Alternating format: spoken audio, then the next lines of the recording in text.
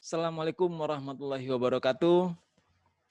Anak-anakku sekalian, siswa kelas 5, kita ketemu lagi di kelas Pak San. Ini video terakhir untuk tema 1 di kelas 5. Ya, Bapak beritahu lagi pada kalian bahwa di tema 1 ini ada subtema 1, ada 6 video di situ, dari pembelajaran pertama sampai pembelajaran ke-6, juga ada subtema 2, pembelajaran 1 sampai 6, subtema 3, pembelajaran 1 sampai 6, dan kegiatan berbasis proyek, juga kegiatannya pembelajaran 1 sampai pembelajaran 6, total 24 video. Ini video yang ke-24. Kita akan membahas sekarang kegiatan berbasis proyek yang ada di pembelajaran 6. Mari sama-sama kalian siswa kelas 5, kita buka buku tematik, tema 1, organ gerak hewan dan manusia. Ya, sekarang kita lanjut aja ke pembelajaran 6. Nah, ini pembelajaran 6. Dalam pembelajaran 6 ini diharapkan kalian benar-benar telah mengetahui betapa pentingnya menjaga kesehatan organ gerak.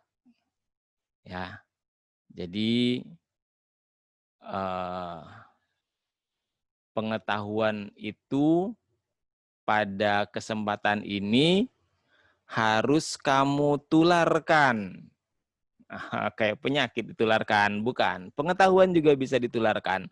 Artinya disampaikan juga ke orang lain, sehingga orang lain juga mengerti tentang pentingnya menjaga kesehatan organ gerak manusia. Bagaimana cara menularkannya? Bagaimana cara memberitahu orang lain tentang pentingnya menjaga kesehatan organ gerak manusia? Nah, inilah tugas kamu berikutnya dalam pembelajaran 6 ini. Kegiatan pertamanya adalah membuat brosur kesehatan organ gerak manusia. Ya, jadi coba tularkan pengetahuanmu tersebut kepada orang lain dengan membuatnya ke dalam sebuah brosur. Pergunakan keterampilanmu dalam membuat komik pada pembelajaran sebelumnya untuk menyusun gambar brosur tersebut. Nah, mungkin ada di antara kamu yang masih bingung, brosur apa sih, Pak? Ya, brosur itu adalah semacam media informasi untuk orang lain berupa lembaran kertas yang dicetak, dan informasi itu berisi satu hal dengan satu tujuan tertentu. Tujuannya banyak sebenarnya, tapi dalam brosur yang kamu buat sekarang ini, tujuannya adalah agar orang juga mau menjaga kesehatan organ geraknya. Jadi, kamu buat brosur itu semenarik mungkin. Biasanya pada selembar kertas. Misalnya, kertas HVS boleh kamu gunakan kertas HVS atau kertas gambar, ya, buku gambar. Dan biasanya brosur itu dibuat dengan bagian-bagian yang sudah ada yang terlipat, ya. Bisa dilipat 3 atau dilipat 2, terserah kamu. Nah, dalam brosur itu tentunya ada judul. Nah, kasih tahu brosur kamu itu judulnya apa, tulis di situ. Misalnya, mari jaga kesehatan organ gerak kita. Kemudian kamu tuliskan apa saja kelainan-kelainan yang bisa terjadi pada organ gerak. Misalnya kelainan pada otot, kelainan pada tulang. Nah, tulis penyebab-penyebabnya juga dan cara mencegahnya agar tidak terkena kelainan atau penyakit tersebut. Oke? Nah, bagaimana langkah-langkahnya? Pertama, siapkan kertas, pulpen, gunting, pensil warna, dan penghapus. Nah, kemudian, siapkan materi cara menjaga dan merawat kesehatan organ gerak manusia. Materi ini bisa kamu lihat lagi dari buku tematik yang kamu punya. Atau kamu saksikan lagi video-video sebelumnya yang sudah Bapak kirim. Nah, buat gambar dan tuangkan materi pada kertas brosur tersebut. Kertas brosurnya tadi bisa kertas HVS, ya, atau bisa kertas gambar. Nah, kamu boleh tukaran, ya, bertukar brosur dengan teman sehingga apa yang diinginkan teman juga kamu ketahui dan apa yang kamu inginkan terhadap orang lain juga bisa diketahui oleh temanmu. Itu untuk brosur yang akan kamu buat. Apa kriteria keberhasilan kamu dalam melaksanakan proyek ini? Tentunya kamu akan berhasil kalau kamu dapat memahami cara menjaga dan merawat organ gerak manusia. Ya. Kemudian tentunya kamu juga akan berhasil kalau kamu bisa membuat brosur dengan benar. Kamu boleh coba cari-cari di internet, ya, di Mbah Google gambar image, ya. Ketik aja di situ brosur menjaga kesehatan organ gerak. Nah, nanti ada banyak sekali contoh-contoh brosur di situ. Nah, tapi jangan meniru persis ya. Kreativitas kamu juga penting dalam membuat brosur-brosur yang ada. Dalam hal ini tentunya kamu harus mandiri dan percaya diri dalam mengerjakan tugas ini. Oke, itu untuk kegiatan yang pertama di dalam pembelajaran yang ke-6 ini.